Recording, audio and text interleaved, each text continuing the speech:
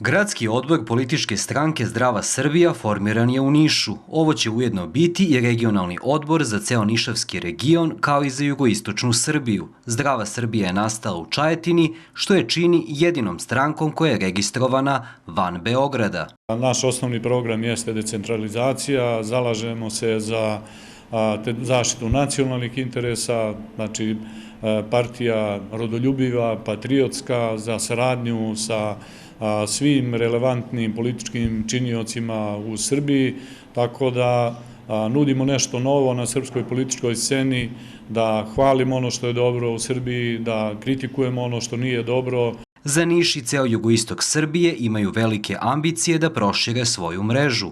Naša očekivanja su odnosno moja očekivanja su da ove dobre rezultate iz Zlatiborskog okruga prenesemo na Niš, na ceo region i da nastavimo kampanju na celu Srbiju. To je nešto što je predviđeno našom idejom, uopšte otvaranjem ovog gradskog odbora. Popularizacija stranke, to je nešto što ćemo raditi u narednom periodu. Plan Zdrave Srbije je da se sledeći gradski odbori otvore u Vlasotincu i Leskovcu.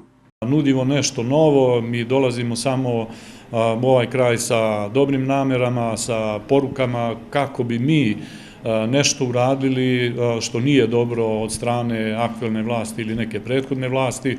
Znači, kada kritikujemo, mi dajemo i rešenja.